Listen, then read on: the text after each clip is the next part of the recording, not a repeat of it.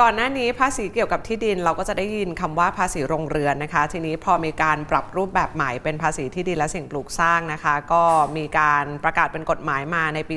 2562 แต่ว่ามีการเว้นการจัดเก็บภาษีไปถึง 90% ก็คือลดไป 90% ตั้งแต่ปี 2563 ถึง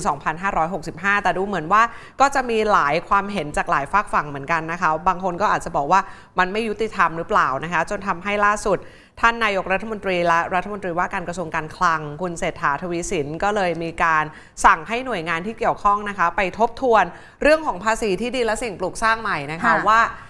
ให้พิจารณาเรื่องนี้นะคะเพื่อสร้างความเป็นธรรมแล้วก็ลดความเหลื่อมล้ำในสังคมค่ะอยากจะให้ไปทบทวนดูนะคะว่ามีปัญหาอะไรบ้างหรือเปล่าในเรื่องนี้คุณพรชัยธีรเวชผู้อำนวยการสำนักงานเศรษฐกิจการคลังหรือว่าสสค.ก็รับทราบนำมาดำเนินการทันทีนะคะแล้วก็บอกว่ากระทรวงการคลังกำลังประสานงานกับทางกระทรวงมหาดไทยเพื่อที่จะไปวิเคราะห์เรื่องของกฎหมายภาษีที่ดินและสิ่งปลูกสร้างนี่แหละค่ะตามพรบภาษีที่ดินและสิ่งปลูกสร้างพุทธศักราช 2562 นะคะรวมไปถึงกระทรวงการคลังก็มีการไปรับฟังความคิดเห็นจากภาคเอกชนด้วยนะคะว่ามีใครได้รับผลกระทบจากการบังคับใช้กฎหมายนี้หรือเปล่าเพื่อที่จะเอาไปปรับปรุงเปลี่ยนแปลงนะคะเพราะว่าโดยปกติแล้วเนี่ยก็จะมีการเอามาประเมินผลทุกๆ 5 ปีอยู่แล้วนะคะเพื่อที่จะให้เหมาะสมกับการบังคับใช้กฎหมายให้มีประสิทธิภาพด้วยสำหรับพรบภาษีที่ดินและสิ่งปลูกสร้างเริ่มจัดเก็บภาษีนับตั้งแต่ปี 2563 แต่อย่างที่บอกไปนะคะว่ามีการลดภาษีถึง90%เป็นระยะเวลา3 ปีนะคะตั้งแต่ปี 63 ถึงปี 65 เพราะว่าเป็นจังหวะที่เกิดโควิดก็เลยช่วยบรรเทาค่าครองชีพให้กับประชาชนค่ะซึ่งตัวภาษีที่ดินและสิ่งปลูกสร้างนะคะจัดทำรายละเอียดแล้วเสร็จตั้งแต่ปี 2562 ค่ะมีกำหนดจะใช้ในปี 2563 แต่ว่าตอนนั้นเราเผชิญกับสถานการณ์โควิด -19 ระบาดพอดีนะคะก็เลยมีการลดหย่อนภาษีให้กับประชาชนเพื่อเป็นการบรรเทาภาระค่าใช้จ่ายให้กับประชาชนทีนี้พอรัฐบาลลดภาษีให้ว่ากันตรงๆในส่วนของการจัดเก็บรายได้มันก็ปรับตัวลดลงค่ะทางทีมงานของเราจัดทำข้อมูลมาฝากคุณผู้ชมนะคะมาดูกันหน่อยว่าตั้งแต่ปี 2562 จนถึงปัจจุบันเรื่องของการจัดเก็บรายได้จากภาษีที่ดินและสิ่งปลูกสร้างเนี่ยอยู่ที่เท่าไหร่นะคะจากการที่รัฐบาลลดให้กว่า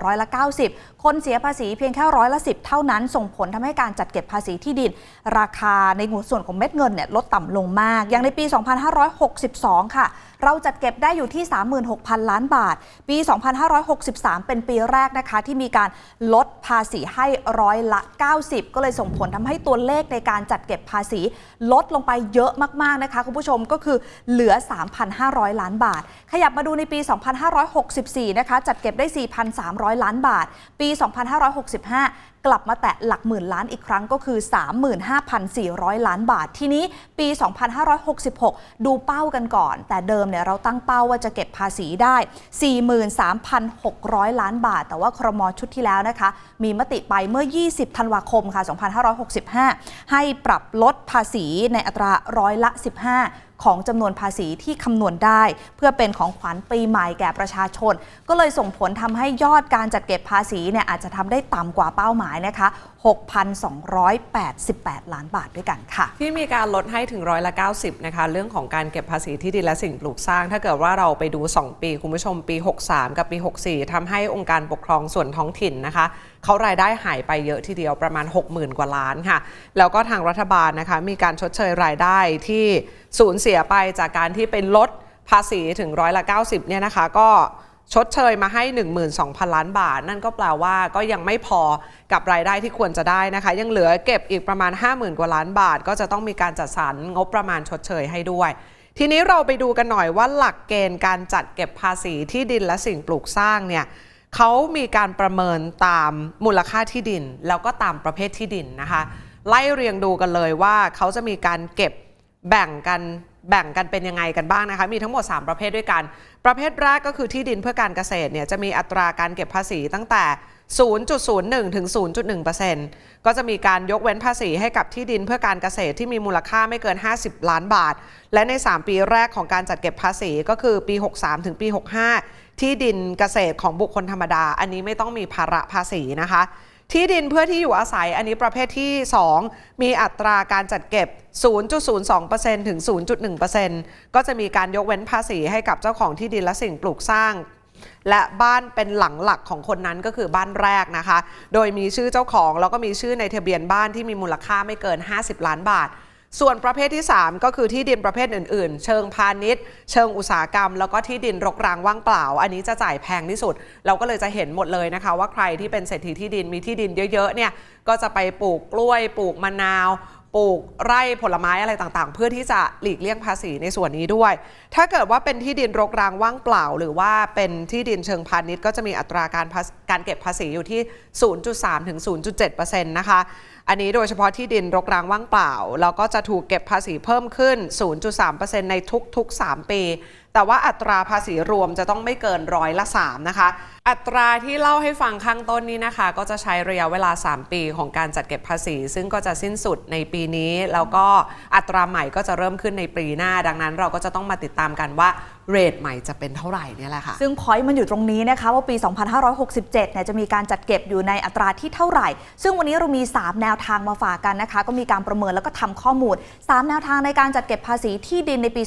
2567 มีอะไรบ้างอย่างแรกเลยคือเก็บเท่าอัตราเดิมนะคะก็คือเต็ม 100% ไม่มีการลดหย่อนให้หรือไม่ก็คือ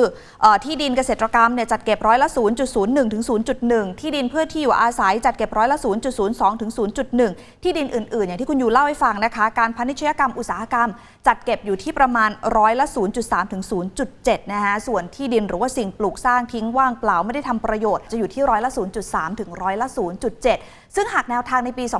2567 เป็นแบบนี้ถามว่าใครได้ใครเสียก็มีการวิเคราะห์กันด้วยนะคะว่าถ้าเป็นแนวทางนี้จะทำให้ท้องถิ่นมีรายได้เพิ่มขึ้นแต่ว่าภาระก็จะตกอยู่ที่ประชาชนนะคะเพราะว่าผู้ที่มีหน้าที่ในการเสียภาษีจะต้องเจอภาษี2เด้งด้วยกันนะคะเพราะว่ามีประเด็นเรื่องการประเมินที่ดินในรอบล่าสุดในช่วงปี 2566 ถึง 2569 ที่ขยับขึ้นมาด้วยร้อยละ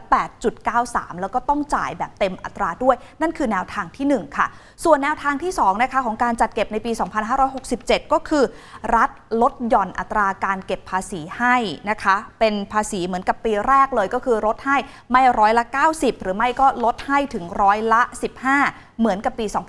2566 แน่นอนว่าถ้าใช้แนวทางนี้ประชาชนหรือว่าผู้ที่มีหน้าที่เสียภาษีจะได้ประโยชน์ค่ะแต่ภาระก็จะตกไปอยู่ที่รัฐบาลที่ต้องหาเงินเข้ามาชดเชยนะคะในส่วนของการลดหย่อนภาษีส่วนนี้ให้ทีนี้แนวทางที่3ก็คือจัดเก็บอัตราใหม่เลยแบบชนเพดานตามที่กฎหมายกำหนดนะคะที่ดินเกษตรกรรมถามว่าชนเพดานมันคือเท่าไหร่ก็คือเก็บได้ไม่เกินร้อยละ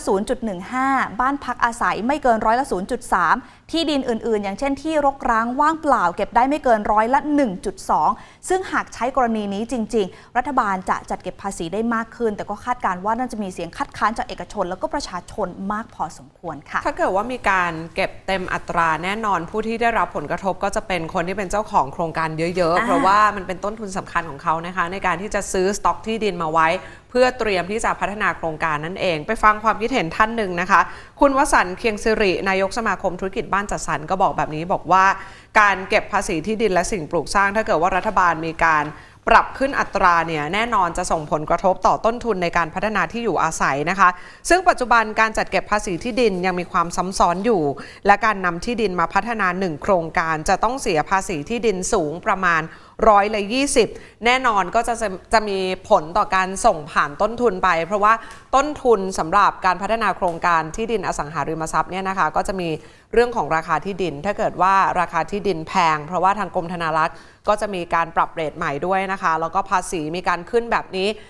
บ้านนะคะก็อาจจะมีราคาที่แพงขึ้นนั่นเองค่ะนายกสมาคมธุรกิจบ้านจัดสรรก็เลยมองว่าแนวทางที่จะทำให้เกิดการจ่ายภาษีเพิ่มขึ้นไม่ใช่การเพิ่มภาษีแต่ควรจะเป็นการขยายฐานภาษีนะคะซึ่งก็จะทำให้คนมีความรู้สึกอยากจ่ายภาษีแล้วก็จะมีจำนวนคนที่เสียภาษีเพิ่มขึ้นทำให้ภาครัฐได้รายได้ในการจัดเก็บภาษีเพิ่มขึ้นด้วยแล้วก็ไม่มีช่องโหว่ในการเลี่ยงภาษีคุณวสันต์มองแบบนี้ว่าควรทำให้ฐานภาษีในอัตราเดียวกันไปเลยไม่ใช่หลายภาษีแล้วก็ควรเร่งปรับแก้ภาษีที่ดินและสิ่งปลูกสร้างลดความซ้ำซ้อนของการจัดเก็บภาษีอื่นๆด้วยค่ะขณะที่หนึ่งมุมมองจากคุณอิสระบุญยังเป็นประธานคณะกรรมการอสังหาริมทรัพย์ออกแบบและก่อสร้างสภาหอการค้าแห่งประเทศไทยนะคะจริงๆก็มองไม่ได้ต่างจากคุณวสันต์เลยค่ะ คุณอิสระบอกแบบนี้นะคะว่าอยากให้รัฐบาลลดภาษีในเรื่องของภาษีที่ดินและสิ่งปลูกสร้างมองภาพใหญ่ของเศรษฐกิจเพราะตอนนี้เศรษฐกิจก็อ่อนแอไม่ฟื้นทั้งเศรษฐกิจไทยเศรษฐกิจโลกถ้ามาขึ้นภาษีเอาตอนนี้มันอาจจะไม่ใช่จังหวะเวลาที่เหมาะสมนะคะแล้วคุณอิสระก็มีข้อเสนอให้รัฐบาลไปทบทวน4เรื่องด้วยกันเรื่องแรกค่ะก็คืออัตราสูงสุดของภาษีที่ดินเกษตรกรรมคุณอิสระให้เหตุผลว่าก็ต้องชัดเจนนะคะว่าควรจะจัดเก็บในอัตราที่เท่าไหร่เพราะว่าบางส่วนเนี่ยเขาทำเกษตรกรรมมาตั้งแต่แรกๆเลยแล้วก็เป็นที่ดินที่เป็นมรดกด้วยไม่ได้ตั้งอยู่ในเขตเมืองแต่ว่ากลายเป็นว่าเขาต้องเสียภาษีแพงขึ้นประการที่2นะคะคุณอิสระเสนอเรื่องของอัตราภาษีที่ดินส่วนกลางในโครงการจัดสรรส่วนกลางก็อย่างเช่นพวกบรรดาถนนซุ้มโครงการสโมสรจากเดิมเนี่ยจ่ายอัตราเดียวกันกับที่ดินประเภทอื่นๆก็คือล้านละ 3,000 บาทคุณอิสระก็เสนอว่าขอเป็นล้านละ200 บาทเท่ากับที่อยู่อาศัยได้หรือไม่ส่วนข้อที่3นะคะก็คือบ้านและคอนโดมิเนียมที่ยังขายไม่ได้ตรงนี้อยากจะให้เก็บในอัตราประเภทอื่นๆขอเป็นอัตราเดียวกับที่อยู่อาศัยได้ไหมเพราะว่าตรงนี้มันเป็นสินค้าคงค้างหรือว่าสินค้าคงคลังไม่ได้มีเอาไว้นะคะเพื่อประกอบกิจการเหมือนกับกรณีของสำนักงานหรือว่าโรงงานส่วนข้อสุดท้ายข้อที่4ก็คือที่ดินแปลงเล็กๆค่ะที่ประชาชนเขาซื้อในโครงการจัดสรรหรือไม่ก็เป็นกรณีที่ดินที่ได้รับเป็นมรดกเข้ามาไม่ได้ปล่อยทิ้งร้างหรือทำเกษตรกรรมตรงนี้ควรจะต้องจัดเก็บในอัตราเดียวกันกับที่อยู่อาศัยไหมเพราะว่ามันก็ไม่ใช่ที่ดินประเภทอื่นๆที่จะต้องไปจ่ายภาษีแพงกว่าที่อยู่อาศัยนะคะสุดท้ายแล้วก็คงต้องมาติดตามว่ากระทรวงการคลังจะไปหารือกับกระทรวงมหาดไทยอย่างไรแล้วก็จะรับฟังความเห็นของภาคเอกชนแล้วจะออกมาเป็นนโยบายภาษียังไงบ้างก็กลายเป็นว่าโปรดติดตามตอนต่อไป แน่นอนนะคะขอบคุณคุณผู้ชมทุกท่านนะคะที่ติดตามรายการ Business Watch ค่ะอย่าลืมกด subscribe กดกระดิ่งกดไลค์กดแชร์ในทุกช่องทางออนไลน์ของ TNN ช่อง 16 เพื่อไม่พลาดการติดตามรายการสดและคลิปวิดีโออื่นๆที่น่าสนใจค่ะ